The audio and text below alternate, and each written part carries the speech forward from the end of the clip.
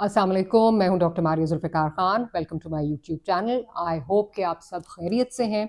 Viewers, आज आपसे जो एक बड़ी स्टोरी जो डिस्कस करनी है, जो सबसे इम्पोर्टेंट डेवलपमेंट है, वो है जी बुचर ऑफ गज़ा यानी नेतन्याहू की जो कल यूएन की स्पीच है। आपको पता है कि जब ये स्पीच करने के लिए आ रहा था तो जो टाइम्स स्क्वायर है, न्यूयॉर्क में जो टाइम्स स्क्वायर है, वहाँ हज़ारों की तादाद में जो है प्रोटेस्टर्स वहाँ पे गैदर थे। वहाँ पे जो है वो इसके खिलाफ प्रोटेस्ट जो है वो चल रहा था। और फिर जब ये यूएन के हॉल में जो है वो दाखिल हुआ तो जितने वहाँ पर लोग थे उन्होंने बॉयकॉट इसकी स्पीच का कर दिया और काफ़ी सारी नशिस्तें जो हैं, मुतअद्दिद नशिस्तें जो हैं वो खाली थी। लेकिन साथ इसके कौन खड़ा हुआ था? इसके साथ खड़ी हुई थी अमेरिकन डेलीगेशन, और इसकी जो स्पीच थी उस पर तालियां भी बाकायदा जो हैं वो बजा रहे थे। अब सवाल ये उठता है, यूनाइटेड नेशंस पे भी सवाल उठता है कि इंटरनेशनल क्रिमिनल कोर्ट जो है उसने नेतन्याहू को जो है एक वॉर क्रिमिनल जो है वो डिक्लेयर किया है, और इसकी अरेस्ट की जो है वो बात करते हैं कि इसको जो है गिरफ्तार करना चाहिए। तो ऐसे शख्स को यूनाइटेड नेशंस में जो है वो एड्रेस करने की इजाज़त कैसे है? और फिर सवाल तो अमरीकी इंतज़ामिया पे भी उठता है। एक तरफ ये कहा जाता है जी जंगबंदी करना चाहते हैं, वहाँ पे जो है जंग ख़त्म करना चाहते हैं, लेकिन इसको तो जो बुचर ऑफ गज़ा है उसको तो इजाज़त मिल जाती है कि ये आके स्पीच करे, ये कसाई तो आके स्पीच कर सकता है, लेकिन महमूद अब्बास का वीज़ा जो है वो कैंसिल कर दिया जाता है, उनको वीज़ा जो है वो दिया नहीं जाता। तो सवाल तो बहुत ज़्यादा उठ रहे हैं। जो यूएन है उसके स्टैचर पे भी उठ रहे हैं कि अगर यूएन, जैसे ट्रंप भी कह रहे हैं कि ये तो वॉर्स ही नहीं ख़त्म करा पा रहा, अगर वॉर्स नहीं ख़त्म करा पा रहा, उसकी अफादियत जो है वो ख़त्म है, उसको हवा में जो है वो उड़ाया जाता है, उनकी जो अहकामात हैं या उनके जो डिक्टेट्स हैं या उनके जो प्रिंसिपल्स हैं, तो फिर यूएन को रखने का फ़ायदा क्या है? ये भी एक सवाल है। यूएन की जो लेजिटिमेसी है वो तो खुद प्रेसिडेंट ट्रंप ने चैलेंज की है, लेकिन आए दिन चैलेंज होती भी नज़र भी आती है। अच्छा, अब सवाल ये है कि जो कुछ नेतन्याहू कह रहे हैं उसको बड़ी आपने बारीकी से देखना है। नेतन्याहू ये कह रहे हैं तो उन्होंने जितनी वेस्टर्न ममालिक थे जिन्होंने रिकग्नाइज किया हाल ही में पैलेस्टाइन को, उनको वो ये कह रहे थे कि उनको एक तो तनकीद का निशाना बना रहे थे, और दूसरा वो ये कह रहे थे कि जी इनके कॉल और फेल में तजाद है, ये इनकी हिपोक्रेसी है, क्योंकि इन्होंने ये पब्लिक प्रेशर में आके जो है ये सारी चीज़ें की हैं, क्योंकि जब पसे पर्दा प्राइवेटली हमसे मिलते हैं तब तो ये इजरायली इंटेलिजेंस की बड़ी तारीफें करते हैं। तो अगर आपको याद हो, गुज़िश्ता कुछ दिन पहले जब आपसे हमने इसी टॉपिक पे जो है वो बात की थी, जब फ्रांस ने और यूके ने और कनाडा ने और पोर्चुगल ने जब रिकग्नाइज किया था पैलेस्टाइन को, तो उस वक्त भी हमने आपसे बात की थी, आपको बताया था कि इनकी अपनी पब्लिक जो है वो कितना ज़्यादा, उसका कितना प्रेशर था, और पब्लिक प्रेशर की वजह से जो है ये मजबूर हुए कि फ़लस्तीन को जो है वो रिकग्नाइज किया जाए। बिकॉज यूके में हमने आपको एक दफ़ा फिर बता देते हैं, 220 एमपी से, जिसमें से 60 जो इस वक्त जो इक़्तिदार में लेबर पार्टी है उसके एमपी है जिन्होंने कहा जी इनको रिकग्नाइज जो है वो करना चाहिए हमें। ऑस्ट्रेलिया में 54% जो पब्लिक प्रेशर है वो इसके हक में जा रहा था। पब्लिक कह रही थी कि जी रिकग्नाइज करना चाहिए। प्रोटेस्ट जो है वो आपने देखा यूके में भी हो रहे थे, ऑस्ट्रेलिया में भी हो रहे थे, कनाडा में new democratic party plus public pressure, ये सारी चीज़ें जो हैं दिस वाज माउंटिंग, और उसकी वजह से इनको जो है वो रिकग्नाइज करना पड़ा फ़लस्तीन को। अमलन क्या उसके लिए कुछ जो है वो कुछ बनता है? अमलन जब तक ये आवाज़ नहीं उठाएंगे, आवाज़ सिर्फ आवाज़ उठाने की बात नहीं, उस आवाज़ में वज़न तब होगा जब they will hit Israel where it hurts. अब सवाल ये है कि ये कैसे होगा? Where will they hit Israel where it hurts? कहाँ उसको जो है तकलीफ होगी? क्या सिर्फ बातों से तकलीफ होगी, यूएन में स्पीचेस से तकलीफ होगी? नहीं जी, तकलीफ उसको होगी कि जब एक्चुअली जो उसके पैसे हैं वो ख़त्म होंगे, जो इकोनॉमी है उसकी वो हिट होगी। अब आप बड़ा आपको इंटरेस्टिंग ज़रा फिगर्स बताना चाह रही हूँ।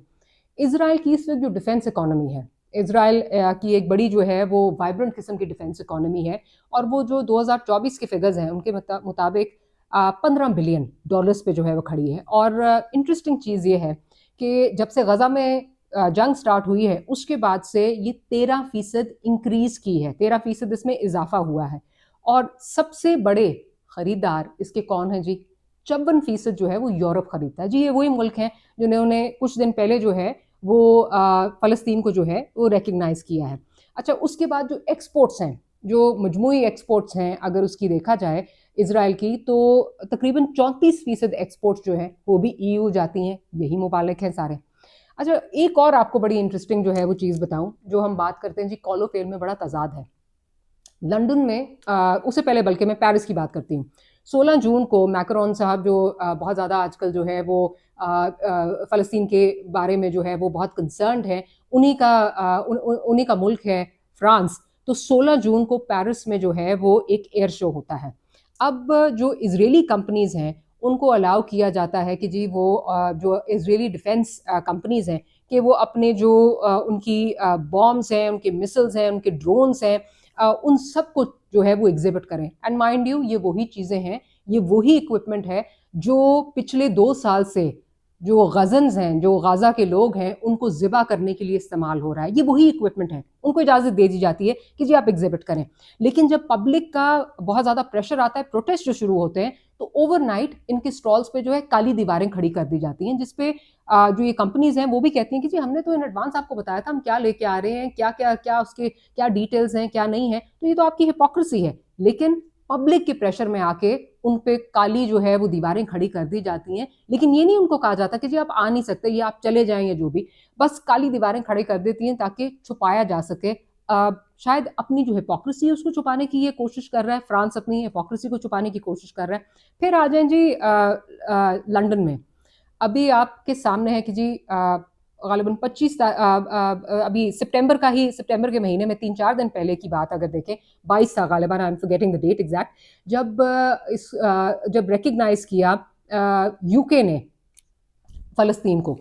तो एग्जैक्टली उससे तकरीबन आप समझें कोई 10 एक दिन पहले 10 सितंबर को जो है लंदन आर्म्स फेयर था। अच्छा जी, वहाँ पे भी इजरायली कंपनीज को जो है वो इजाज़त दी गई कि जी आप अपने जो है वो गाइडेड बॉम्ब्स, अपने मिसाइल्स, अपने ड्रोन्स जो हैं वो आप एग्जिबिट करें। और ये सारा वही इक्विपमेंट है जिससे गजा के लोगों की नस्ल कुशी हो रही है, जिससे गजा के लोगों को आए दिन जो है वो मौत के घाट उतारा जा रहा है। वो इस वक्त लोग आज की भी अगर बात करें, आज भी एज वी स्पीक इस वक्त 50 फ़लस्तीनी जो हैं वो मौत के घाट उतारे जा चुके हैं। तो ये वो लोग हैं जो बहुत आजकल फ़लस्तीन का जिनको दर्द उठ रहा है, लेकिन अमली जहाँ पे ये इजराइल को हर्ट कर सकते हैं वहाँ पे ये करते नहीं है।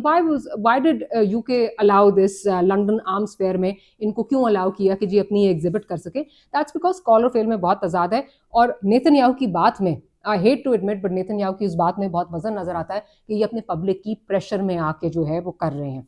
अच्छा जी, उसके बाद नेतन्याहू की जो स्पीच है उसमें ये बात भी की गई कि जी जो उनकी मुखालिफ तंजीम है जिसने 7 अक्टूबर को जो है वो इजराइल को जो है वो हिट किया था, उन्होंने कहा जी हम जब तक इनके साथ जंग ख़त्म नहीं हो जाएगी, जब तक मंतकी अंजाम तक जंग नहीं जाएगी इनके साथ, हम तब तक जो है वो ये जंग ख़त्म नहीं हो सकती।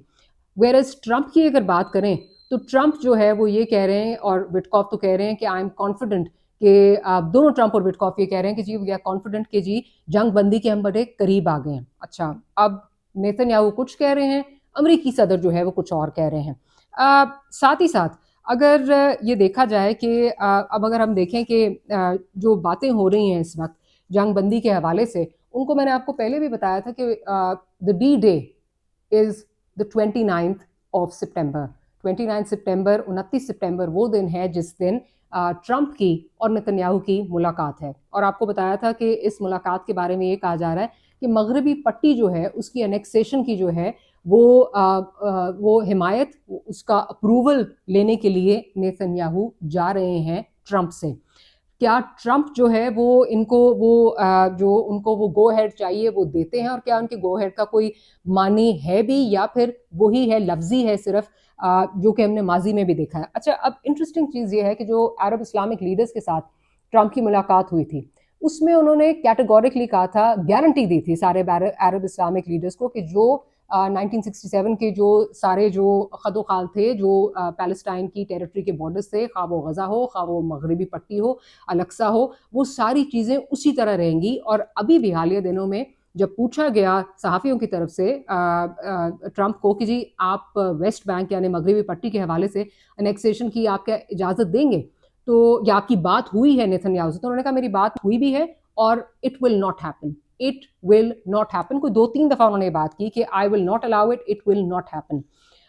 बात यह है कि जी एश्योरेंसेस तो जो है वो ट्रंप ने पहले भी मिडल ईस्ट को भी दी थी कि जी आप पे कोई अटैक नहीं होगा, लेकिन उसके बावजूद जो है وہ کس طرح جو ہے وہ قطر پہ اٹیک ہوا, کوئی ندامت بھی اس کی نہیں آئی, اس کی طرف سے کوئی, اسرائیل کی طرف سے کوئی ندامت بھی نہیں آئی.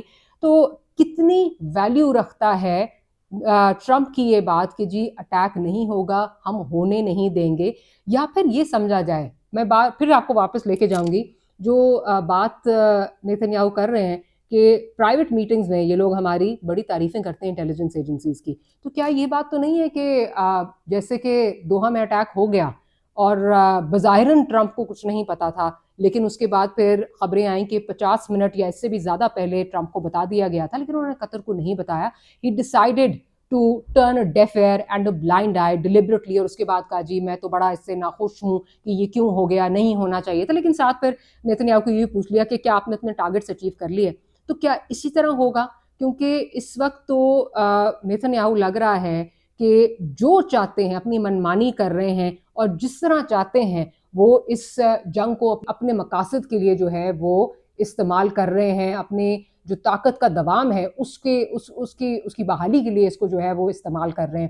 تو کیا یہ ایک ملی جلی جو ہے وہ آپس میں ایک ٹیسٹ انڈرسٹینڈنگ ہوگی امریکہ کی جانب سے کہ تم کر لینا, اس کے بعد ہم کہیں گے کہ یہ تو اب ہو گیا ہے تو کیا کر سکتے ہیں. اور ہم آپ کو پہلے بھی بتایا مغربی پٹی کا ایریا سی جو ہے, اگر وہاں پر اسرائیل جو ہے وہ وہاں پہ قبضہ کر لیتا ہے تو دیٹ مینس کہ 60% مغربی پٹی کا جو ہے وہ اسرائیل نے اپنے قبضے میں کر لیا. 29 September is the D day, دیکھتے ہیں کہ کیا ہوتا ہے. کہا تو یہی جا رہا ہے کہ جی, اور بڑی امیدیں بھی ہیں, اور ہمارے جو عرب اسلامک لیڈرز ہیں ان کی بڑی امنگیں بھی ہیں, اور ان کی بھی بہت امیدیں جڑی ہوئی ہیں کہ ہمیں ایک بڑی گارنٹیز دی گئی ہیں.